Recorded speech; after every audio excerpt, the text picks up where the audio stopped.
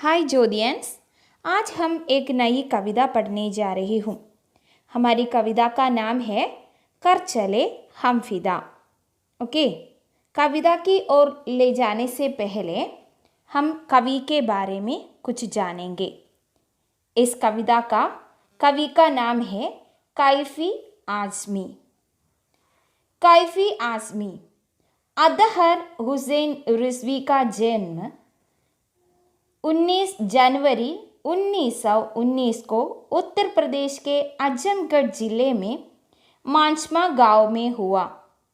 अदब की दुनिया में आगे चलकर वे कैफी आज़मी नाम से मशहूर हुए। कैफी आज़मी की गणना प्रगतिशील उर्दू कवियों की पहली पंक्ति में की जाती है। कैफी आज़मी അദ്ദേഹത്തിൻ്റെ മുഴുവൻ പേര് അദഹർ ഹുസൈൻ റിസ്വി എന്നായിരുന്നു. അദ്ദേഹം ജനിച്ചത് 1919 ജനുവരി 19 ഉത്തർപ്രദേശിലെ അജംഗഡ് ജില്ലയിലുള്ള മാഞ്ച്മ എന്ന് പറയുന്ന ഗ്രാമത്തിലായിരുന്നു. അദ്ദേഹം പിന്നീട് കൈഫി ആസ്മി എന്ന പേരിലാണ് കവിതാ ലോകത്ത് പ്രസിദ്ധനായത്. കൈഫി ആസ്മി പ്രഗതിശീൽ ഉറുദു കവികളിൽ ആദ്യത്തെ ഭാഗത്ത് പറയപ്പെടുന്ന ആളാണ്. 10 मई 2002 को इस दुनिया में रुखसत हुए कैफी आज़मी के 5 कविता संग्रह चंकार, आखिर ए शब, आवारा सजदे, सरमाया और फिल्मी गीतों का संग्रह मेरी आवाज़ सुनो प्रकाशित हुए. 2002 മെയ് 10 അദ്ദേഹം നിര്യാതനായി.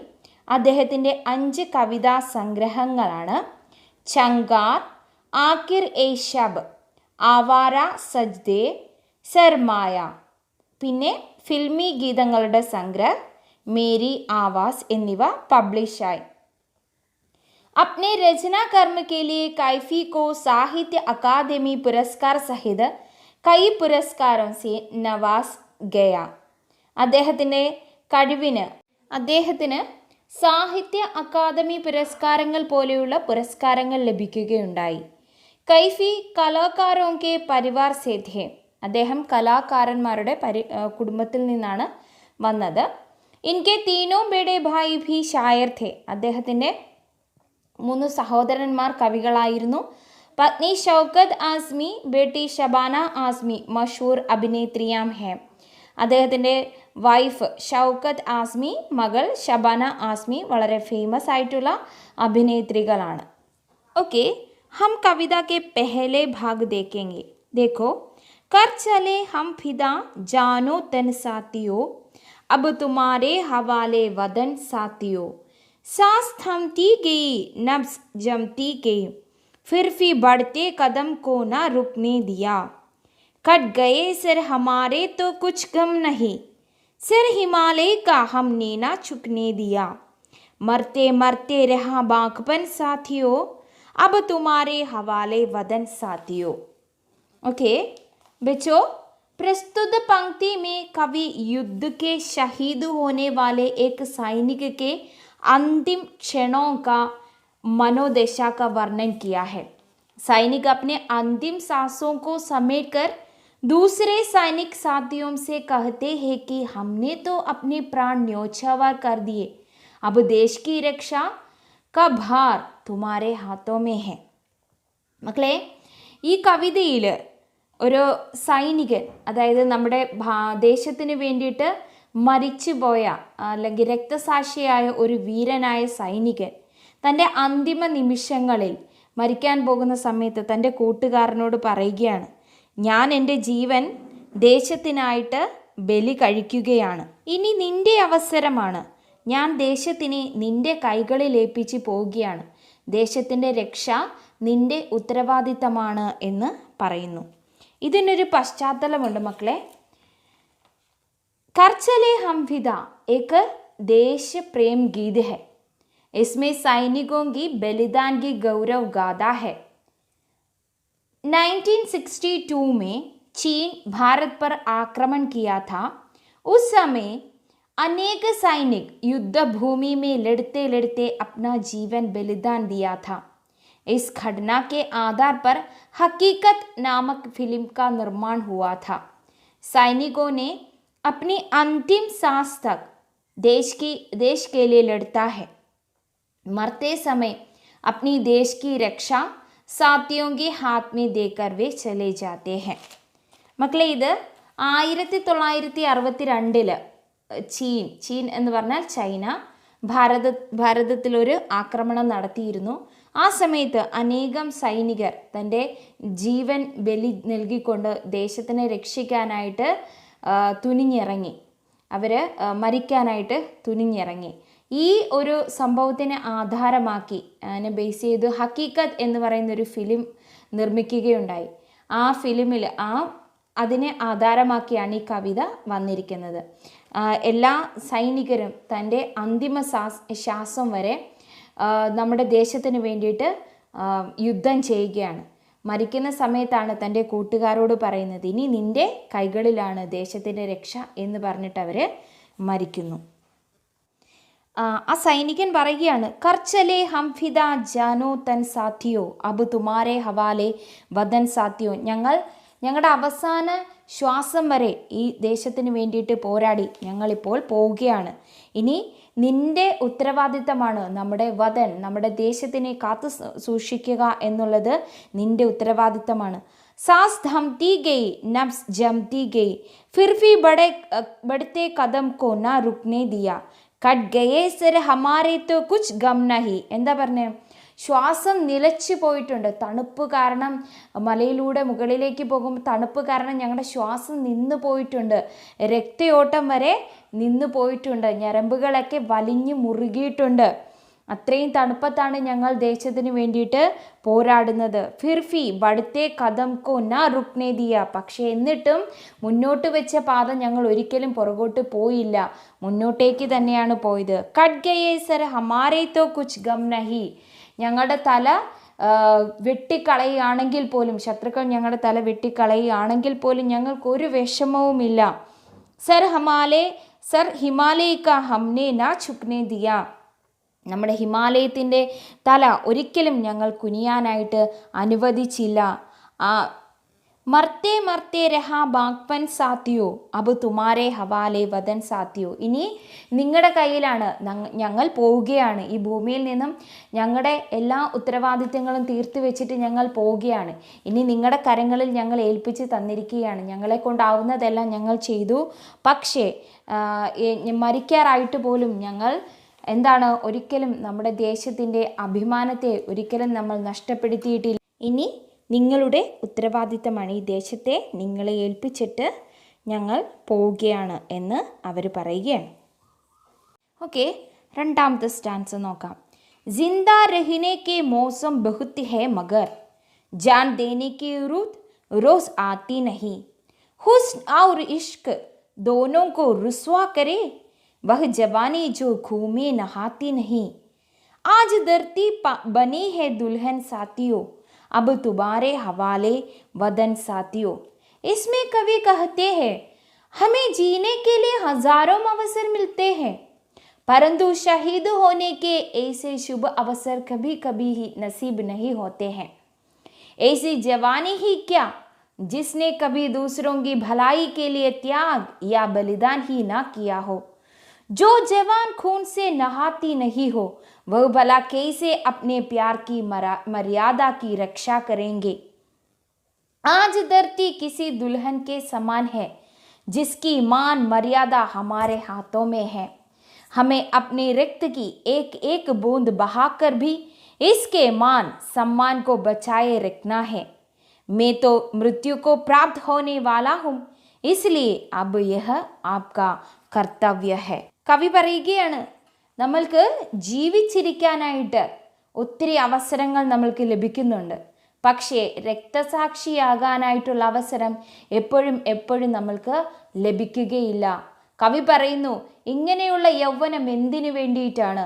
മറ്റുള്ളവർക്ക് വേണ്ടിയിട്ട് ജീവിക്കുന്നില്ല എങ്കിൽ, മറ്റുള്ളവർക്ക് വേണ്ടിയിട്ട് മരിക്കുന്നില്ല എങ്കിൽ അങ്ങനെയുള്ള ഒരു യൗവനം എന്തിനാണ് എന്ന് അദ്ദേഹം ചോദിക്കുകയാണ്. ഒരു യഥാർത്ഥ യുവാവെന്ന് പറയുന്നത്, തൻ്റെ ഭൂമിക്ക് വേണ്ടിയിട്ട് തൻ്റെ രക്തം ബലിദാനമായിട്ട് നൽകുന്നവനാണ് യഥാർത്ഥ യുവാവെന്ന് പറയുന്നത്. അങ്ങനെ അല്ലാത്തവരുടെ യൗവനം എന്ത് യൗവനമാണ് എന്ന് അദ്ദേഹം ചോദിക്കുന്നു. ഇപ്പോൾ നമ്മുടെ ഭൂമി ഒരു നവവധുവിനെ പോലെയാണ്. നമ്മളുടെ കയ്യിലാണ് അവളുടെ രക്ഷ, അവളുടെ മാനവും അഭിമാനവുമെല്ലാം നമ്മുടെ കയ്യിലാണ്.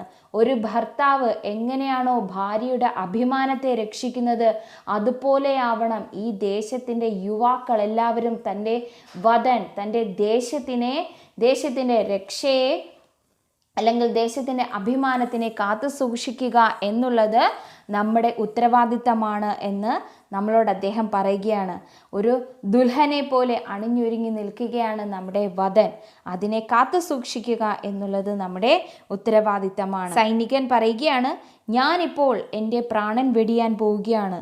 എൻ്റെ കൂട്ടുകാരെ, നിങ്ങളുടെ കൈകളിൽ ഞാൻ എൻ്റെ ദേശത്തിനെ ഏൽപ്പിക്കുകയാണ്.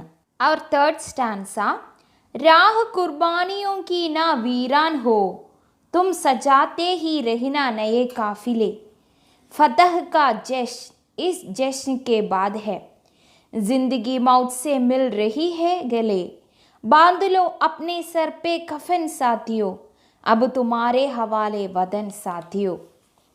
इसमें कवि क्या कहते हैं बच्चों? कवि कहते हैं कि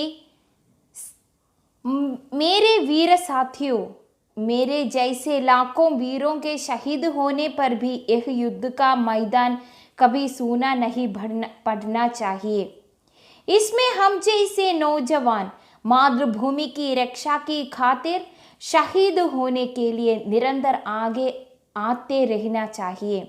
इस जग को जीत कर ही हम जश्न मना पाएंगे। हम ऐसी जग में जा रहे हैं जहाँ कभी भी मृत्यु हमें गले लगा सकती हूँ। अब अपने अंदर से मृत्यु का भय निकालकर सिर पर कफन बांधकर मौत से मिलने के लिए तैयार हो जाओ। अपने प्यारे बदन की रक्षा तुम्हें हर हाल में करनी है, इसलिए हौसले से डटकर लड़ो साथियों। ये मेरा वतन अब तुम्हारी हवाले है। इसमें कवि क्या कहते हैं बच्चों? സൈനികൻ പറയുകയാണ്, എൻ്റെ വീരന്മാരായിട്ടുള്ള കൂട്ടുകാരെ, എന്നെപ്പോലെയുള്ള ലക്ഷക്കണക്കിന് വീരന്മാർ ഇവിടെ രക്തസാക്ഷികളായതിനു ശേഷവും ഈ യുദ്ധഭൂമി ഒരിക്കലും കാലിയായിട്ട് കാണരുത്, ഒരിക്കലും എംപ്റ്റി ആകരുത്. ഇസ്മേ ഹം ജൈസെ നൗജവാൻ, നമ്മളെ പോലെയുള്ള യുവാക്കന്മാർ മാതൃഭൂമിയുടെ രക്ഷയ്ക്ക് വേണ്ടിയിട്ട്, മാതൃഭൂമിയെ രക്ഷിക്കുന്നതിന് വേണ്ടിയിട്ട് രക്തസാക്ഷികളാകാനായി നിരന്തരം റെഡി ആയിരിക്കണം എന്നാണ് പറയുന്നത്. നിരന്തരം ഈ യുദ്ധഭൂമിയിലേക്ക് വരണം എന്നാണ് അദ്ദേഹം പറയുന്നത്. ഈ ഭൂമിയെ രക്ഷിച്ചതിന് ശേഷം മാത്രമേ നമ്മൾക്ക് ആഘോഷം നടത്താനായിട്ട് സാധിക്കുകയുള്ളൂ. നമ്മൾ ഇങ്ങനെയുള്ളൊരു സ്ഥലത്തേക്കാണ് നമ്മൾ പോകുന്നത്. എങ്ങനെ? യുദ്ധഭൂമിയിലേക്കാണ് നമ്മൾ പോകുന്നത്. അവിടെ മരണം എപ്പോൾ വേണമെങ്കിലും നമ്മളെ പുണരാം, നമ്മളെ കെട്ടിപ്പിടിക്കാം എന്ന് പറഞ്ഞാൽ നമ്മൾക്ക് എപ്പോൾ വേണമെങ്കിലും മരണം സംഭവിക്കാം എന്ന് അർത്ഥം. ഇപ്പോൾ നമ്മൾ നമ്മുടെ മനസ്സിൽ നിന്നും മൃത്യു എന്നുള്ള ഒരു ഭയത്തെ എടുത്തു മാറ്റുക, എന്നിട്ട് നമ്മുടെ ഭൂമിയെ, നമ്മുടെ ദേശത്തിനെ രക്ഷിക്കുന്നതിനായിട്ട് ഏത് അവസരത്തിലും നമ്മൾ റെഡിയായിരിക്കണമെന്നാണ് കവി നമ്മളെ പറഞ്ഞ് പഠിപ്പിക്കുന്നത്. അതുകൊണ്ട് തന്നെ എന്താണ്, ധൈര്യത്തോടു കൂടി അവരോട് പോരാടൂ എന്നാ പറയുന്നത്. നമ്മുടെ ദേശത്തിൻ്റെ ആക്രമിക്കാനായിട്ട് വരുന്ന ആരോടാണ്? എതിരാളികളോട്, നമ്മുടെ ശത്രുക്കളോട് വളരെ ധൈര്യത്തോടു കൂടി പോരാടാനായിട്ടാണ് കവി നമ്മളോട് പറയുന്നത്. നമ്മുടെ ദേശത്തിനെ, നമ്മുടെ സ്വന്തം രാജ്യത്തിനെ ഞാൻ നിങ്ങളുടെ കൈകളിൽ ഏൽപ്പിക്കുകയാണ് എന്ന് ആ സൈനികൻ പറയുകയാണ്. അദ്ദേഹം മരിക്കാറായി, മരണാസന്നനായി കിടക്കുകയാണ്. അതുകൊണ്ട് അദ്ദേഹം എന്താ ചെയ്യുന്നത്? താൻ ഇതുവരെ കാത്തു സൂക്ഷിച്ചിരുന്ന തൻ്റെ ദേശത്തിനെ നമ്മുടെ കൈകളിൽ, ഈ ദേശത്തിൻ്റെ യുവാക്കന്മാരുടെ കൈകളിലേക്ക് തരികയാണ്. അദ്ദേഹം നമ്മളിൽ വിശ്വാസമർപ്പിക്കുകയാണ്, നമ്മൾ ഏത് അവസരത്തിലും നമ്മുടെ ദേശത്തിനെ രക്ഷിക്കുമെന്ന്. ഫോർത്ത് സ്റ്റാൻസ ये है, खींच दो अपने खून से जमी पर लकीर, इस तरफ आने पाए न रावण कोई, तोड़ दो हाथ अगर हाथ उड़ने लगे, छू ना पाए सीता का दामन कोई, राम भी तुम ही लक्ष्मण साथियों, अब तुम्हारे हवाले वतन साथियों। इसमें कवि सैनिक के माध्यम से देश के बहादुर सैनिकों को यह संदेश देते हैं कि हमें सीमा पर अपने खून से लक्ष्मण रेखा खींच देने चाहिए, ताकि दुश्मन रूपी रावण हमारी सीमा पर कदम भी ना रख सके। कवि यहाँ भारत देश की तुलना सीता माता से करते हुए कहते हैं कि अगर कोई भी हाथ उसकी ओर उड़े तो उसे तोड़ देना चाहिए। जैसे राम और लक्ष्मण सीता को रावण से बचाया, ठीक उसी प्रकार तुम्हें हर हाल में भारत माता की रक्षा करनी है। अब मैं जाता हूँ साथियों, हमारा वतन अब तुम्हारे हवाले है। മക്കളെ, കവി ഈ ഒരു സ്റ്റാൻസയിലൂടെ സൈനികരുടെ മാധ്യമത്തിൽ സൈനികർ മറ്റുള്ള സൈനികർക്ക് ധൈര്യം പകർന്നു കൊടുക്കുകയാണെന്നാണ് കവി പറയുന്നത്. എന്താണ് അവർ പറയുന്നത്? कि हमें अपनी सीमा पर अपने खून से एक ലക്ഷ്മൺ രേഖ खींचना चाहिए. അദ്ദേഹം പറയാണ്, നമ്മുടെ രക്തം കൊണ്ട് നമ്മുടെ ദേശത്തിൻ്റെ അതിരുകളിൽ ഒരു ലക്ഷ്മണ രേഖ വരയ്ക്കണം. എന്തുകൊണ്ടാ?